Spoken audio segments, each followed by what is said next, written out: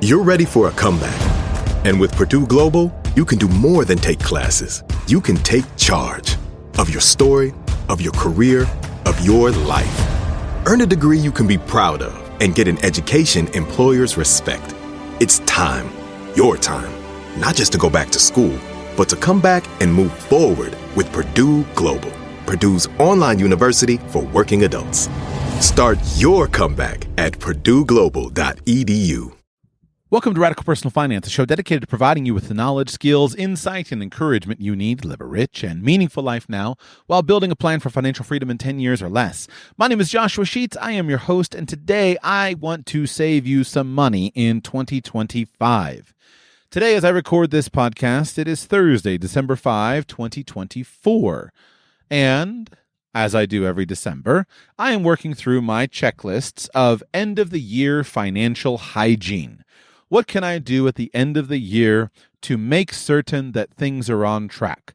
There is a long list of things that you can do during the month of December, to make certain that everything is squared away with your finances. And I've talked about this in past shows on end-of-the-year things, and maybe I'll do more.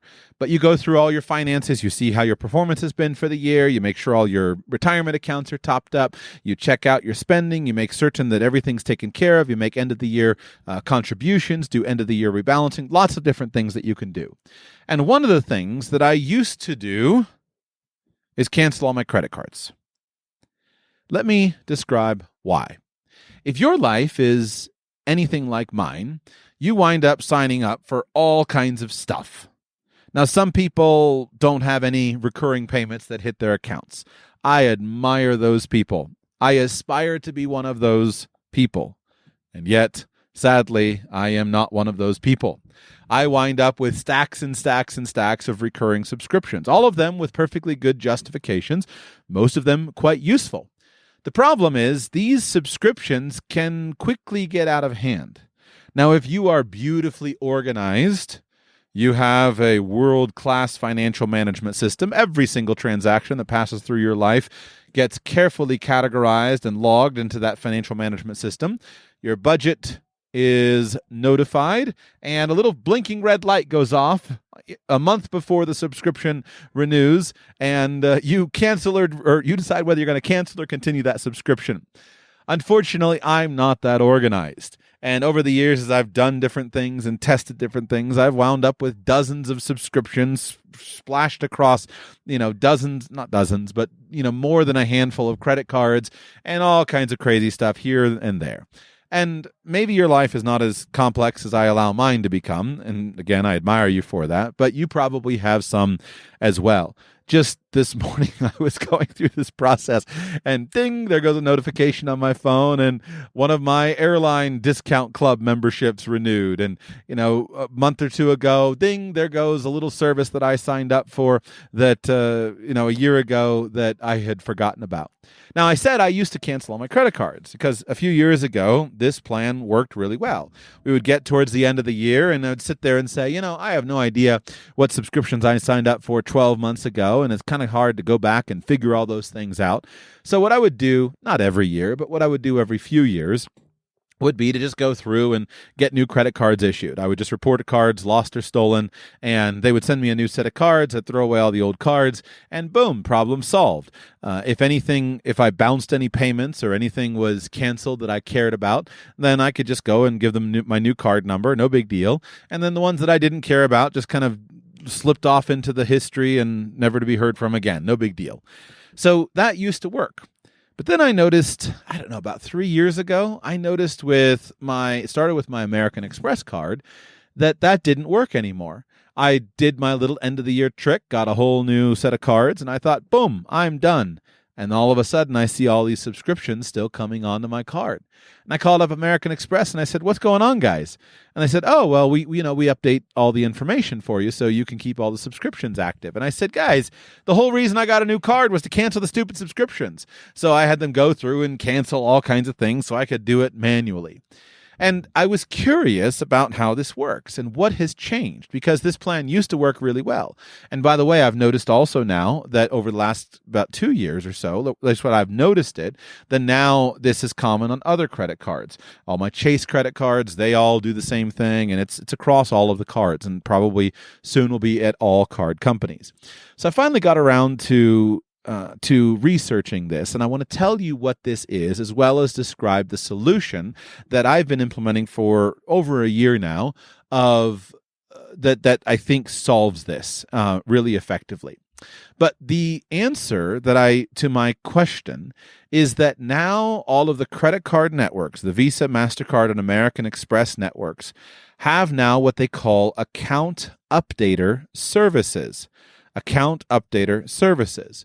And when you sign up now for a subscription or a recurring payment, one of the things that is in the terms of service that, of course, you and I very carefully read each and every time. So, of course, we noticed it on page 18, paragraph 572CA6, is that we have agreed that the merchant can continue billing us for services even if the card details change. And that's part of the authorization agreement. And so what has happened is that now, instead of storing your credit card number, merchants now use a token, which is some form of unique identifier that is linked to your credit card account. And that token remains valid even when your credit card number changes, which allows the charges to continue. Let me read to you just a little bit from Stripe.com, right? I use Stripe as my merchant processor, and here's their information on it. It says, a card account updater, CAU, is a service offered by credit card companies and payment gateways to help businesses maintain up-to-date credit and debit card information. When a customer's payment information changes because of a card's expiring or being replaced, the CAU automatically updates the card details in the business's system.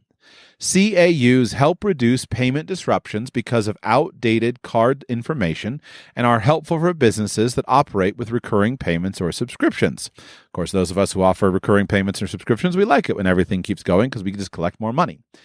CAUs are used when a business learns it has updated customer card information, which can occur because of expired card reissues, account closures, or card upgrades. The key feature of a CAU service is it requires minimal to no involvement of the customer and the business to acquire new card details, relying instead on the credit card network, payment processor, and issuing bank. Given the transmission of sensitive financial information involved in this service, the process is governed by strict blah, blah, blah, blah, blah. CAUs are offered by every major credit card company, and though they all function in similar ways, there are specific systems and procedures unique to each company's service. For example, Visa's Account Updater CAU and MasterCard's Automatic Billing Updater CAU use different methodologies for updating card information. MasterCard uses a push-pull model, while Visa gets direct updates through participating acquirers. The general process for how CAUs operate is outlined below. Business request. When a business identifies the need to update a customer's credit card information, it starts by making a request to its payment processor, noting the customer's existing card details. The payment processor acts as an intermediary, forwarding this request to the appropriate credit card network, e.g. Visa, MasterCard, American Express, upon receipt. The specific details that must be included in these requests will vary depending on the network, and the payment processor is responsible for ensuring forwarded requests are in the appropriate format and include all required information.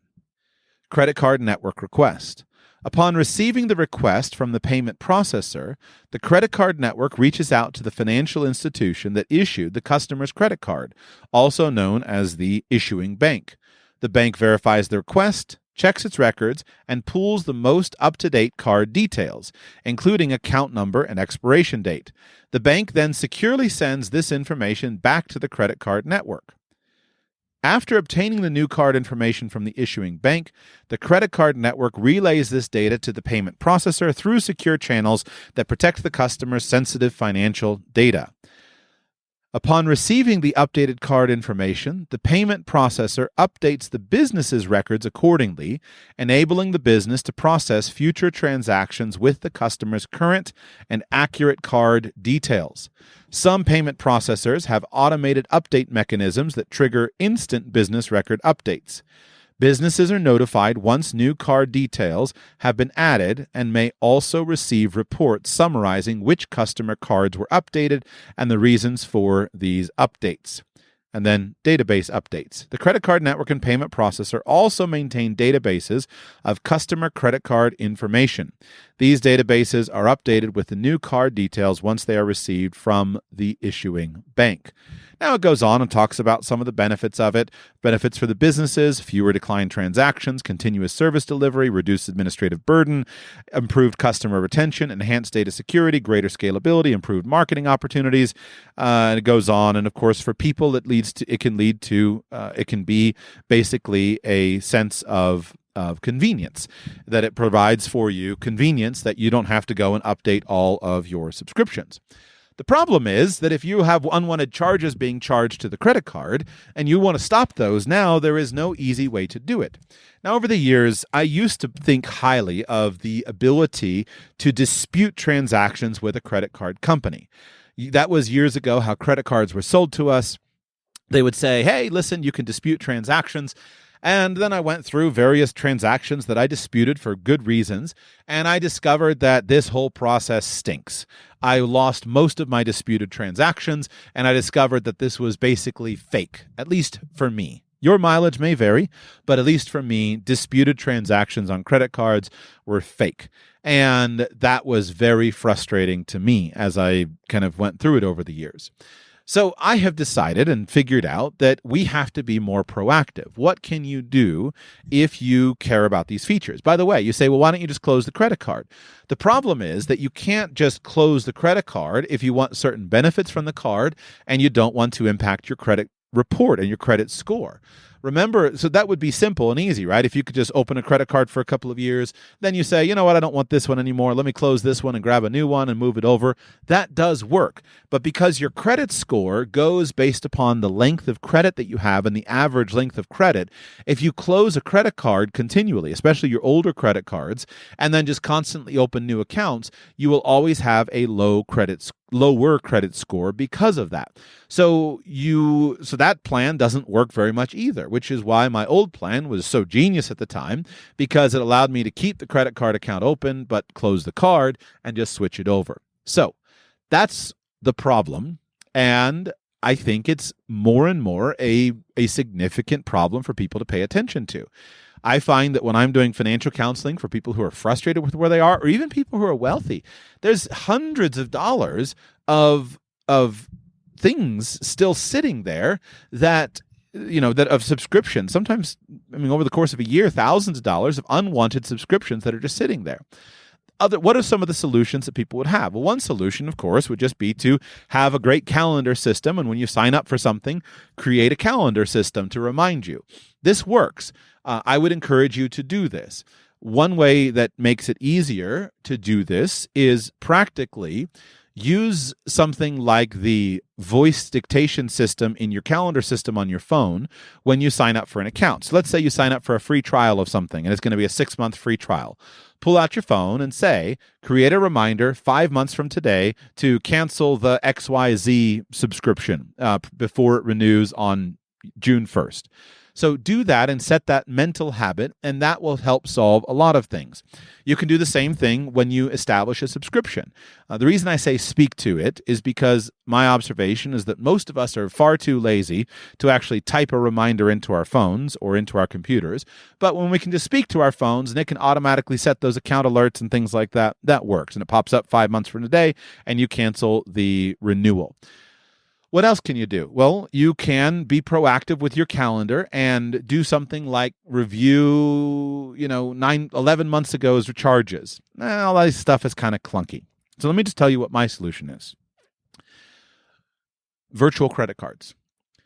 I think probably in this audience, which is fairly sophisticated and avant-garde, I think most of us now have some experience with virtual credit cards. They're fairly new, though, so I would expect that there's a lot of people in your life who are not using these. A virtual credit card is a card that is created by some issuing entity that is different from the physical piece of plastic that you put in your wallet. And it is basically designed to be somewhat disposable.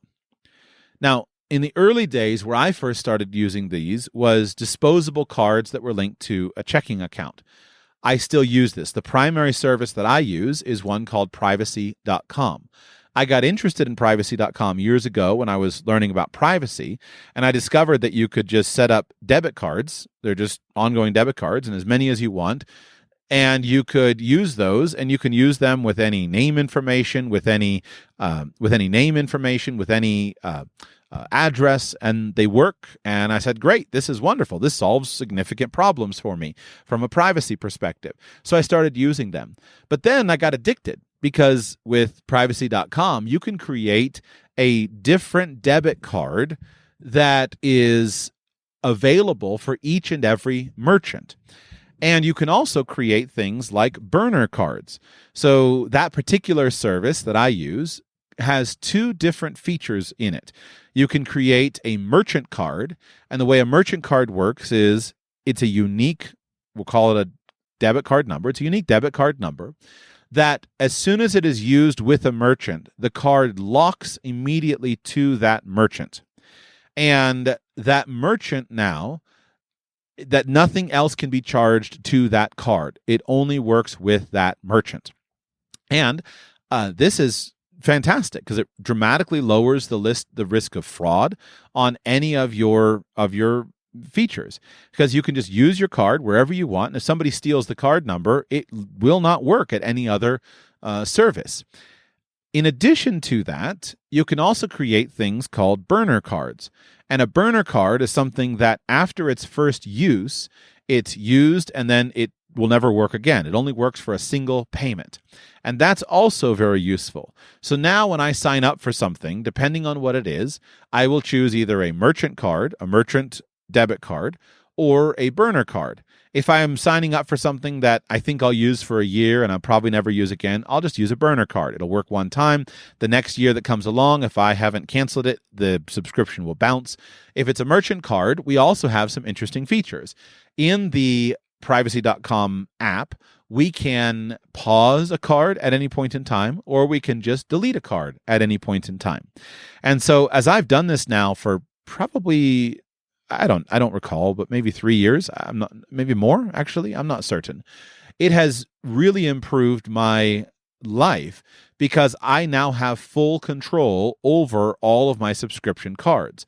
And if there's something that I don't like, let's say that I have, an Audible subscription or something like that, and I'm watching that thing get deducted every single month, and I know my credits are piling up. Well, at the very least, I get annoyed by it, and I'll go pause the card. And then what happens is now I'm immediately motivated to go pull up the Audible website and put my account on pause or change it or do whatever it is that I need to do with it. But I have control over the card. Now, years ago, I started using them with firstprivacy.com, but I have watched over the years that now this feature is much more widespread. I have not created a list of all of the cards all of the credit cards that offer this. But I have noticed with many of the credit cards that I have noticed that now this is much more widely available. And because it is widely available, it's something that I think you can use even if you don't have a privacy.com account. You can go and just use this. So look in whatever your cards that you have that you're using right now. Look around and see, can I get virtual cards? If you can get virtual cards with your credit cards, then start putting your payments onto that. Now, most credit card issuers that I have seen are not as generous with the number of cards that you can have as some of the new online kind of tech banking products where you can have many. So you can have dozens of these cards with privacy.com. I have dozens of them. Every subscription is set up on a separate privacy.com debit card that I can look at and see. But if they're not, even if you don't have that, you should still use them if you value this feature of being able to turn off your subscriptions. One more way that you can, the reason is that this basically functions. Let's say that you have a primary credit card and you have that plastic or metal card or whatever. That's the thing that's in your wallet. That's the thing that's hooked up to your Google Pay or your Apple Pay, and that will provide you with what you need to pay at a point of service terminal. But if you just use the virtual card for all subscription payments, then now you're in a good spot where you can cancel that card if and when you need it without affecting your overall credit length of credit. Now, you could create a hybrid of this system also if you had a secondary credit card. So this would also be a solution that you could implement. Let's say that your provider doesn't offer virtual cards and you don't want to go and sign up for a service like I use that does offer virtual cards. No problem. Get yourself a separate authorized user card on your primary account. And anytime you're dealing with subscriptions, charge them to that separate authorized user card. This may be something like a lower account. So I've known people who've done this. Let's say you have an American Express Platinum card, but you can get multiple gold cards issued to you. So you just have multiple gold cards, and those are issued. That's what you bill your repeated things to. Or you can just do this with any authorized user card.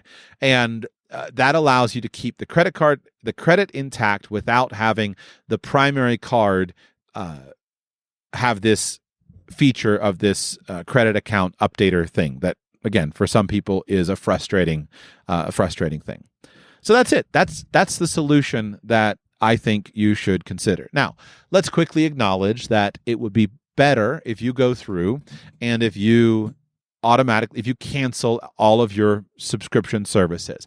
It's not particularly nice to the merchants to just do it the way that I'm describing. But at the end of the day, our job in life is not to be nice to merchants. I sell stuff. I don't expect people to be nice to me. I want to provide so much value that if people are getting recurring subscriptions, that they're happy. That's my goal as a merchant, and I think that's most businesses' goals, is to have it set up. And so the businesses that I respect are not the ones that sneak up on you and charge you. I respect the businesses that say, hey, in a month, we're going to charge your card for the recurring subscription, and then continues on down, and they do it. But then there's a lot of sneaky businesses that don't do that, and then they pop up and you don't have time to do that. So I do think you should go ahead and cancel services properly with businesses. But it's easier said than done in some cases. We're all busy, and that's why I think you should protect yourself. Having this system created is a really powerful system, and I would urge you to set it up for yourself. That's the bulk of what I want to say. As I close out today, I want to remind you, sale on International Escape Plan, Cyber Monday sale at International Escape Plan ends this weekend. If you are interested in my International Escape Plan course, make sure you do that. Also, this weekend is the very first live class for the new Radical Personal Finance Academy. If you like topics like this, I don't do all this stuff on the public podcast. I'm happy to do it from time to time, but this is just the cornerstone of all kinds of little tricks that I'm going to be teaching you in Radical Personal Finance Academy. I will teach you how to set up a spending system. This month in December with students, we're going over how to create a simple, actionable, extremely useful set of financial statements, how to build a cash flow plan that guarantees that you will build wealth in the next year. I don't use that word guarantee lightly. If you set up the cash flow plan that I'm describing, I guarantee that this year, if you put it in place and follow it, you will be wealthier at the end of the year than you are at the beginning. And I'll describe that. And I've got all kinds of little tips